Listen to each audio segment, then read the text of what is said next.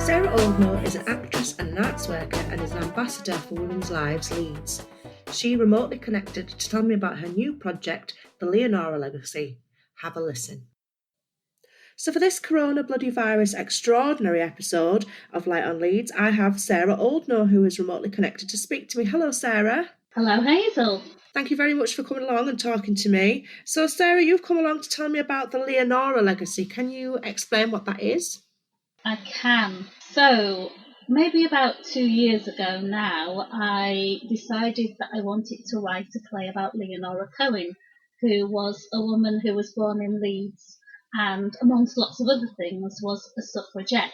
But during lockdown, I had to stop my research for that, and I'd originally wanted to write a play about her life so I could perform in it as well.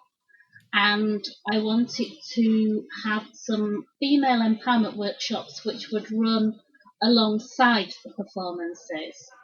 And because I was a bit bored during lockdown and I needed something creative to do, I decided to develop the live physical female empowerment workshops into an idea for webinars. So the Leonora Legacy is going to be 10 webinars centering on women who are living in, from, or have a connection to Leeds, who are extraordinary, inspiring, empowering women who have either been through that adversity or are going through it, but it's how they respond to how they live their lives, and other people have found them empowering and inspiring, and I want to share that and help other girls and women in Leeds be able to become empowered. Well, that sounds brilliant. And so do you have sort of guest speakers come and speak on your webinars? They're going to be recorded, so each webinar might not just have one person, but they will mainly have a subject that we talk about that are relevant to those individuals who are taking part in that particular webinar.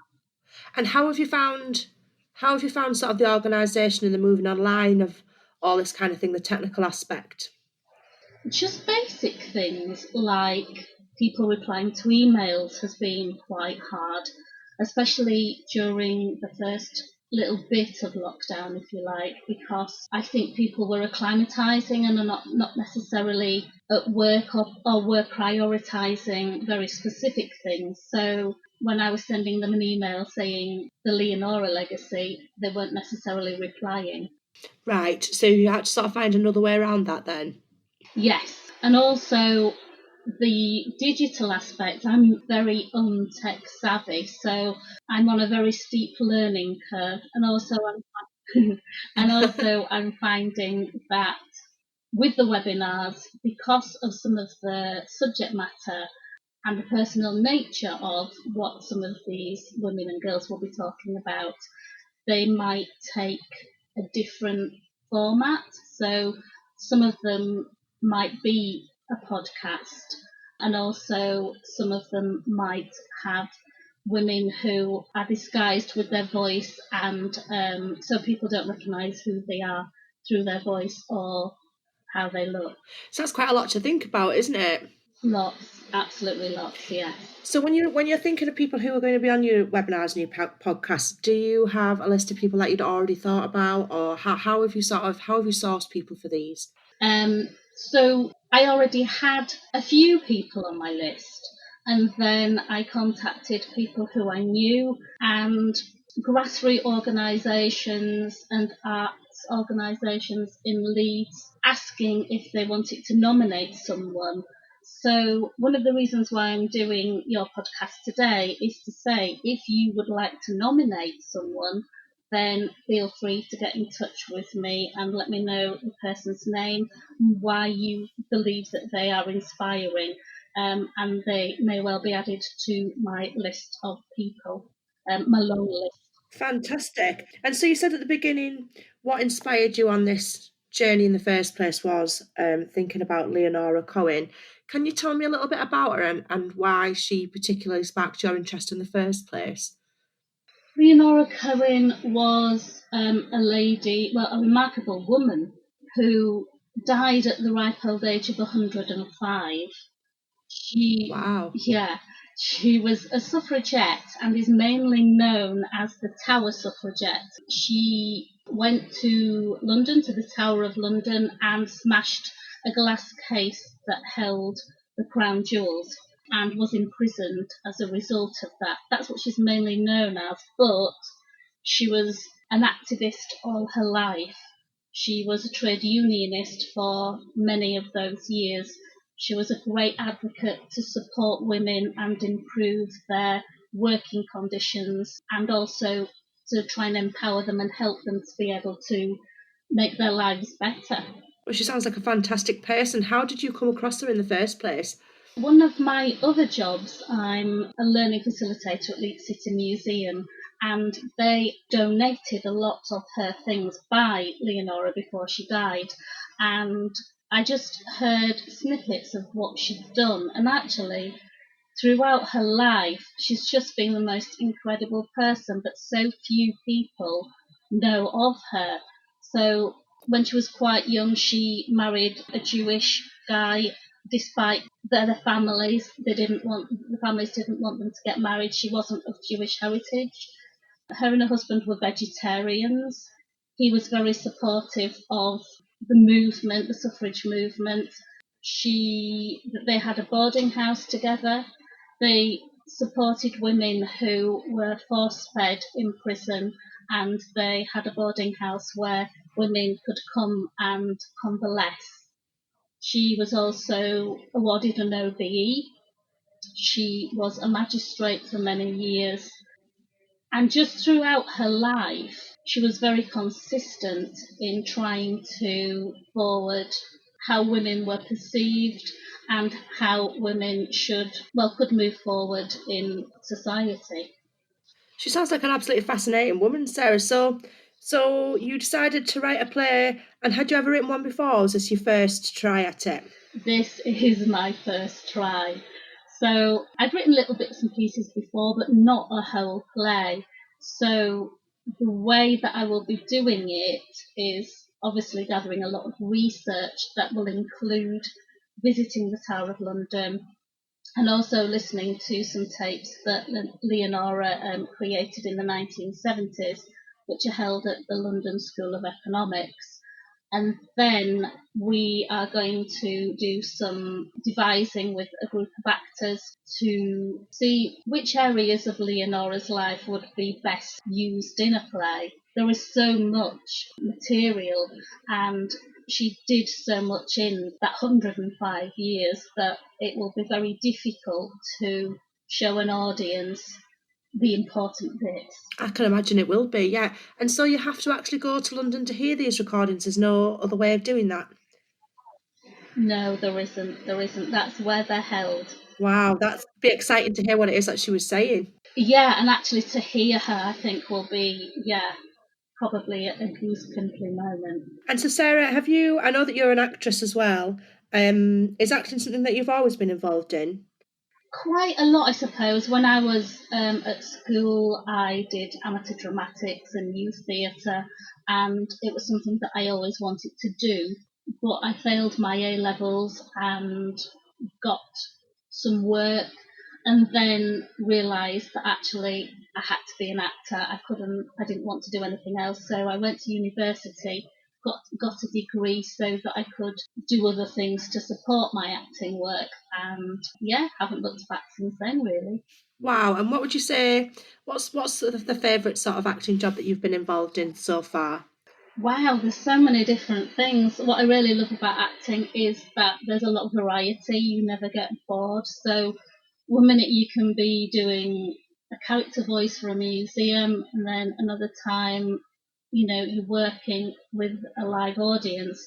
Live audience is particularly special because you're working off the energy of the audience and also, your fellow actors, which is something distant at the moment. And actors are a particularly touchy-feely bunch, but it just connecting with other people's emotions within the family of a cast is a really fantastic thing and something I miss dearly, actually. Oh, I bet. There are quite a lot of different jobs that I've absolutely loved, but for many different reasons, I guess, really. And so, you're a assistant support worker at Imagine If, and that's a theatre company, is that right?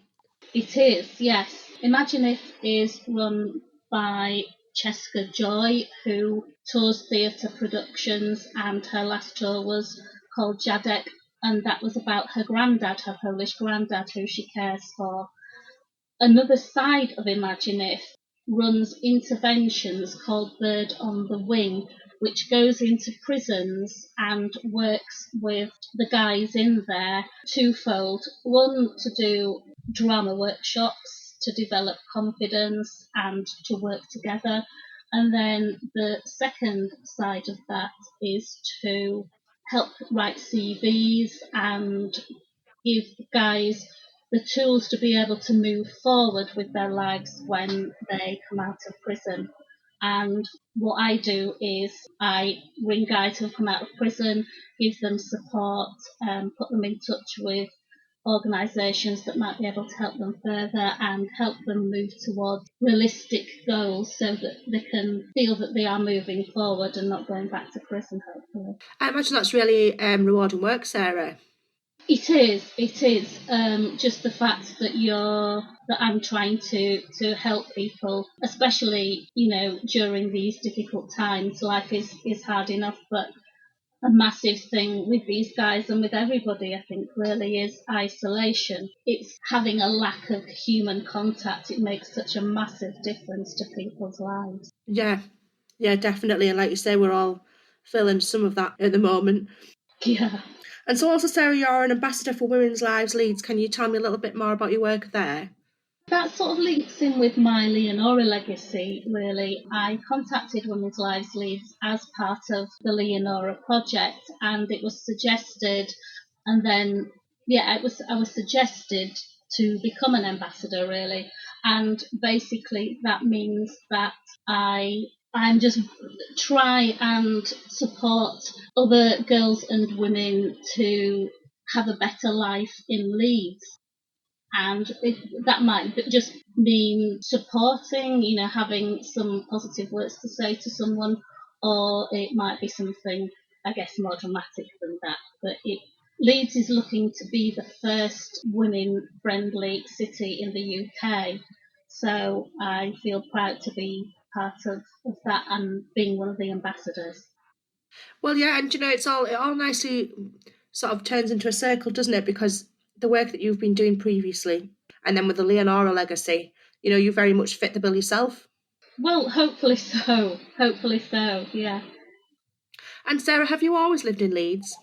I guess for most of my life, yes. And also, that's another connection with Leonora. I've lived in South Leeds most of my life, and Leonora came from South Leeds, so I wanted to leave a legacy for her and from me, really, to help other girls and women in South Leeds to believe in themselves and to think if they have a dream, they can go for it. That's fantastic, especially seeing as South Leeds is my favourite part of Leeds, only because it's the bit that I live in. So Sarah, you've lived here for a long time, so you can definitely answer the 3 questions that I traditionally ask every guest. The first of which is, what would you say is great about the city of Leeds? Okay, these were the hard questions.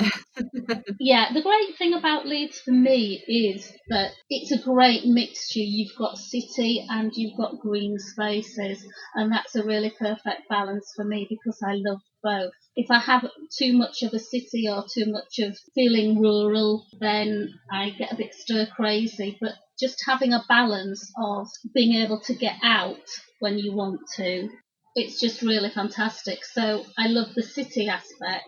And I also love being able to get away. Where I live, I'm really lucky. There are, footpaths close by. I have a garden, which has been an absolute joy during lockdown. And yeah, I'm really thankful that I have that balance in my life.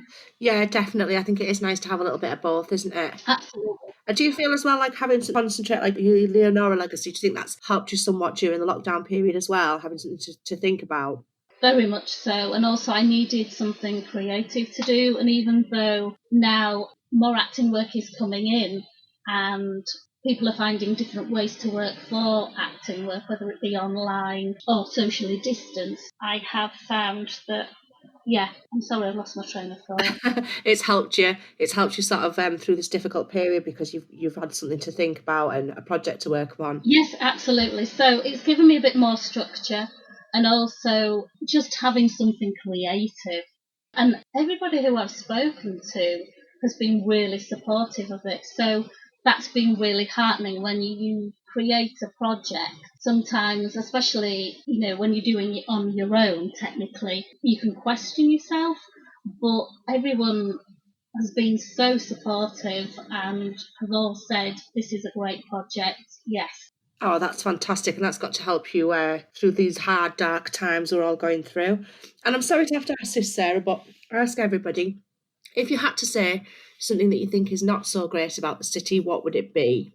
So I'm a massive fan of history. I didn't used to be at school, but I guess working in a museum has helped me do that. Yeah. And I personal history and personal heritage is really important because we can learn from it.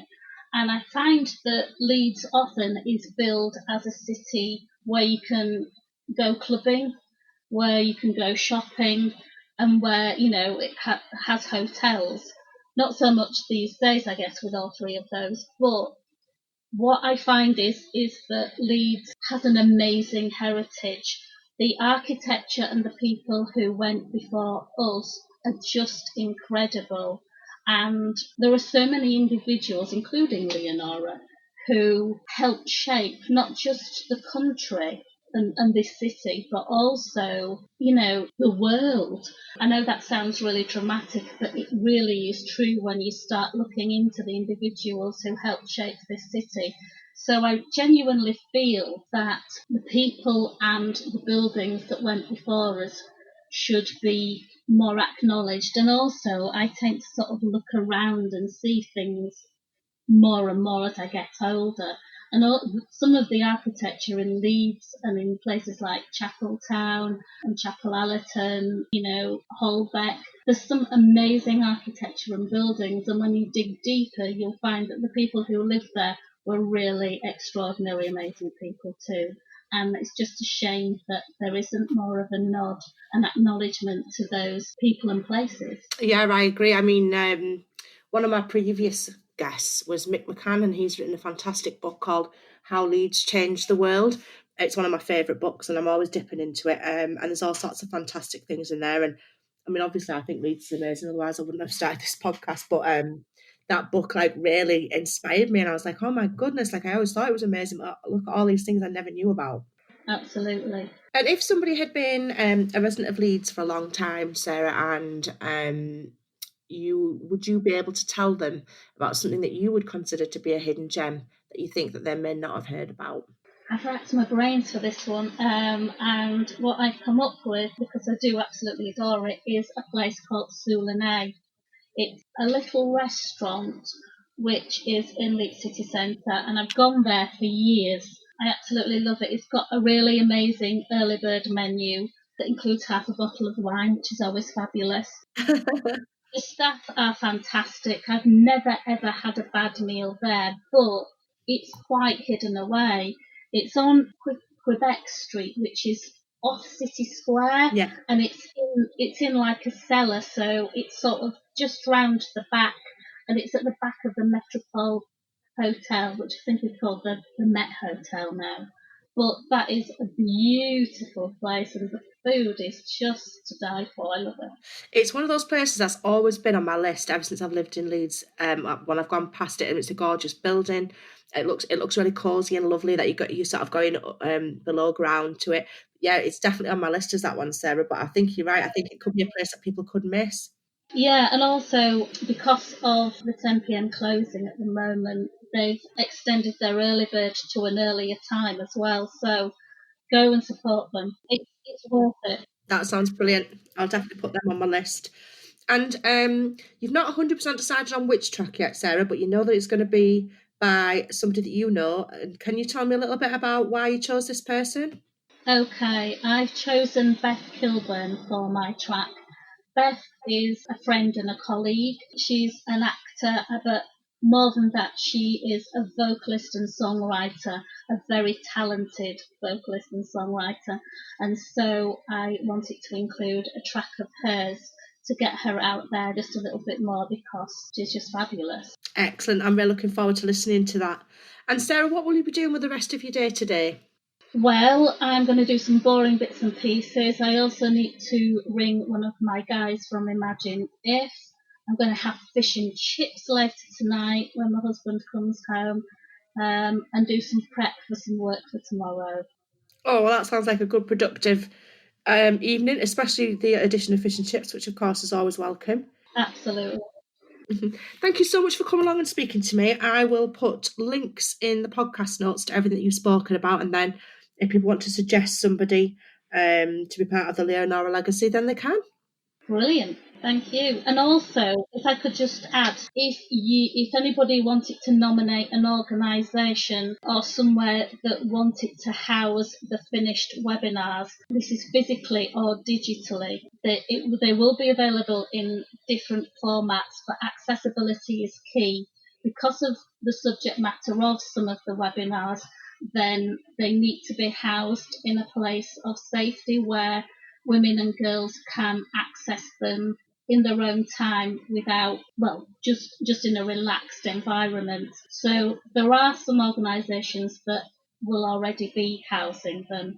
But if anybody would like to suggest somewhere that they think would be an ideal place for them to be, then also do get in touch. Excellent. So I'll make sure that people can click through and get in touch with that information for you, Sarah. Thank you again for being such a great guest. Best of luck with the Leonora legacy and best of luck with the play. I'll be very much looking forward to seeing it. Thank you. What's happening in this great city? We'll tell you. Wait a minute.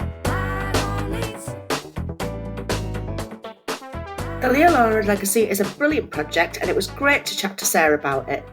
If you'd like to nominate somewhere to house Sarah's webinars, please get in touch with her via the links in the podcast notes. Sarah chose to feature the beautiful track Summerbird by Beth Kilburn. I hope you enjoy it. Bye!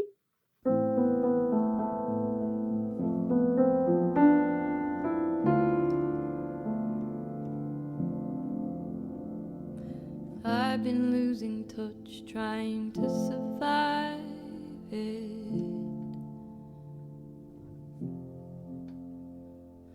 Now you say you found a spell and we could revive it. Building up a city underground, help me find a way to carry on. Otherwise you might as well give up, but I'm tired of trying to be strong. Part of you remains in the body that you left.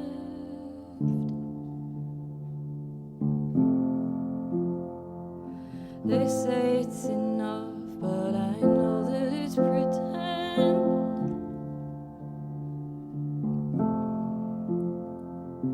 Don't desert me now, we were born together. I know you of old, father's close at hand, crying where you lay, but I was just a child, promises are weak.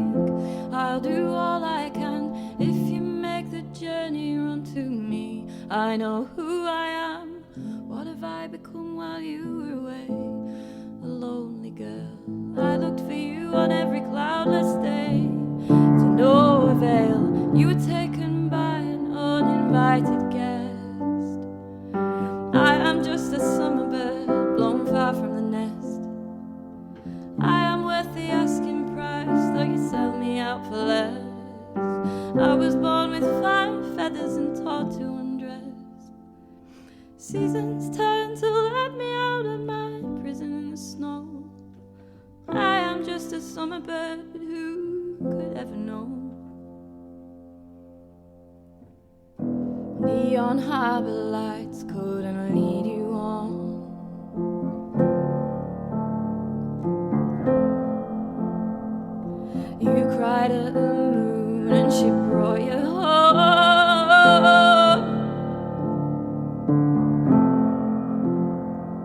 Something stirred the glass, turning in my chest. I remember you, they may write me off, but I'm on the mend. Centuries of love frozen in the dark. Kindness burrows through my veins, warming up my blood, tonic to my heart. What have I become while you were away? A lonely girl, I looked for you on every cloudless day. To no avail, you were taken by an uninvited guest. I am just a summer bird, blown far from the nest. I am worth the asking price, though I sell out for less. I was born with fine feathers and taught to undress. Seasons turn to let me out of my prison in the snow. I am just a summer bird, now you know. There was nowhere safe and sound, so I wore out my only dress. Let me sink into the ground like the flowers you love best. I'll hold the ship steady, so you have somewhere safe to land on. Come back when you're ready, we'll go where we always planned on.